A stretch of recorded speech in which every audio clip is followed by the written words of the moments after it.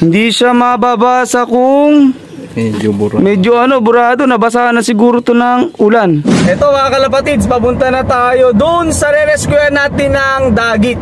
Ayan, may sticker sabi niya sa akin, tapos may wing stamp pa daw.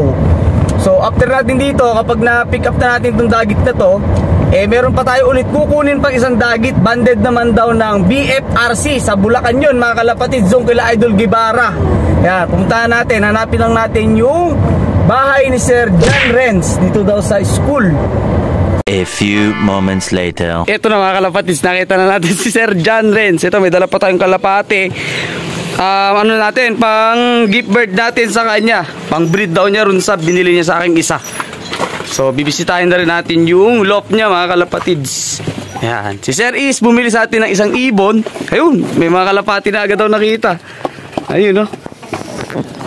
Tapos ito yung kanyang, ito naman yung loft ni Sir John Renz mga kalods. Gawa lang sa kawain, parang bagong gawa lang sir ah. Gagawa lang nga. Kaya gawa lang. Asan na sir yung binili mo sa akin? Ito sir oh. Yung kulay pula? Pula. Ah, ito. Kakapon na nga sir. Ayan, ito yung binili niya sa atin mga kalapatids. So, ang ganda oh. Ayan. Ito, silipin natin dito. Ayun, ang ganda. Malapit na nga itong magano. Kasi matured na yan sir eh, mga nakuha nyo na yan.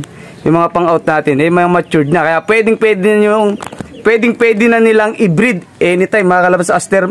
Basta talaga na purga na cleansing, na paliguan yan, pwedeng-pwede na. Basta malinis na yung ibon. Ba't sir, ito isa? Ano to? Ito yung dagit. Yan nga sir, ito yung kanya sir. Sticker. Ayan, tingnan natin sticker. Ito yung kanyang sticker. Ayan, VL939-9389. Ayan, di ko alam kung anong klaseng system to. Para siyang Kubo Pro mga kalapatids. Ayan. Kunin na sir yung dagit. Ayan. Re-rescue natin itong dagit mga kalapatids. Ganito sana mga tunay na pansir. Oh. Ayan ay wing stamp nga. Grabe. Tapos, dikit muna natin dito yung yung sticker niya. Ayan. Tapos check natin tong ibon. Ayan, may wing stamp. Mababasa ba natin ang wing stamp? Hindi. Dito sir sa kabila. Ibig sabihin sir, dito sa kabila, pag binuksan yung pakpak, ay hindi, nasa likod talaga siya na part. Ayan. Hindi siya mababasa kung medyo burado, nabasa na siguro to ng ulan. Ayan mga kalapatids. Ulan po sir eh, ng ulan.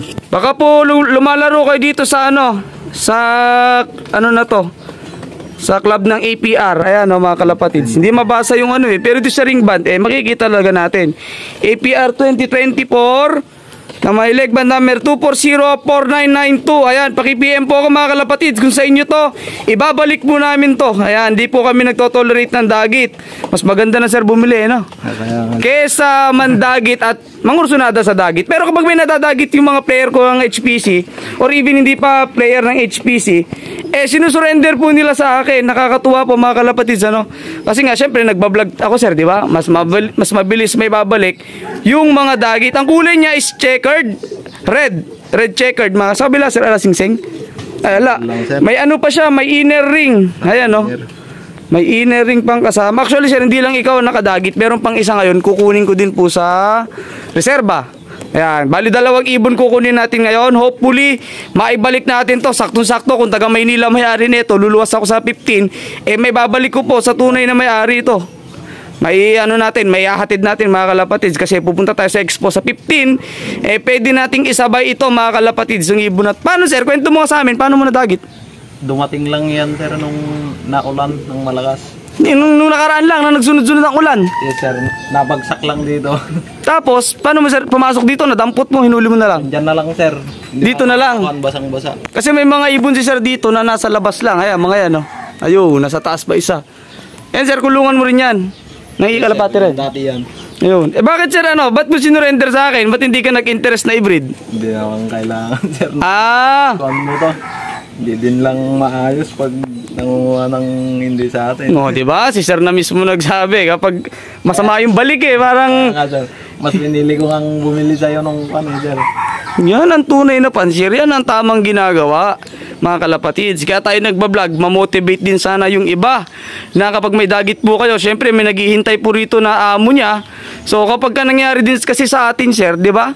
Eh masakit din na hinihintay natin galing karera yung ibon natin. Eh ala naman pala tayong hinihintay. Kasi nga, ayaw pakawalan yung ibon o kaya ayaw ibalik, di ba? Yan, ito po yung sticker. Sir, lagay nga na po natin yung sticker kung pwede pa po idikit. Kung kaya pa po.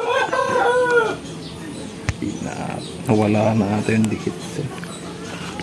Kung kaya lang, sir, idikit.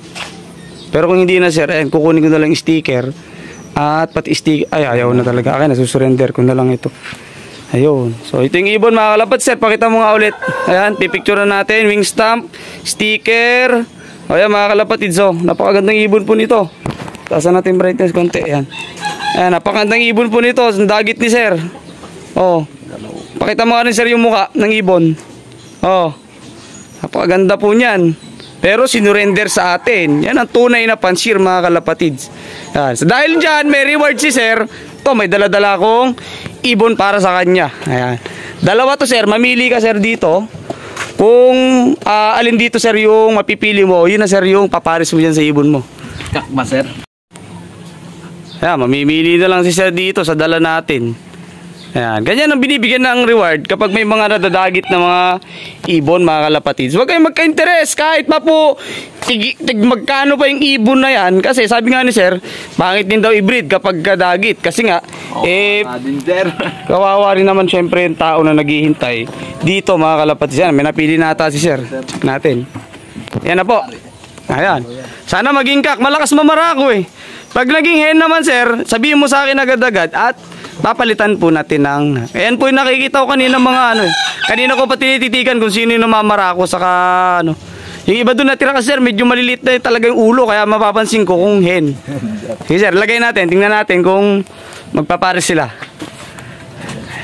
Ayan. Simple lang yung loft ni sir oh. Gawa lang sa kawayan, sa screen, mga scrap materials, mga kalapatids. Yan, malaking ibong kasi eh, minum agad oh. Ayun, nauhaw. Black checkered po na may personal ring din yung dala-dala natin para kay sir. Ayan, double banded po yan. Ayan o. Mas gusto ni sir mag-breed ng ano, pinaghirapan niyang kunin kesa naman yung instant na ibon agad. O. Huli agad. Pero, hirap naman din. oo. Sa katawan parang kakeo, pero kapag ano, bumabara ako, yung ulo naman parang hen. Pero maganda yung katawan nito mga kalapatids. Tingnan lang natin, obserbahan ni sir mga 3 days. Kapag nagpares to, kak yan mga kalapatids. Pero kapag hindi, yan, anytime pwede natin palitan yan mga kalapatids. Maraming salamat sir ulit ha.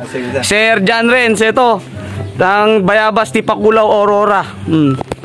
Sa may-ari nito mga kalapatids, ayan, pipicturean din natin to, send natin sa page natin para mas mabilis makita, mas mabilis ma-share mga kalapatids. Yan, pabukas nga ako sir. Diyan na natin ibalik. Para yung iba, kagayahan din sila, sir. Nagiging maayos ang industriya natin, di ba? Salamat, sir. Thank you po. Thank you, sir. Thank you, sir.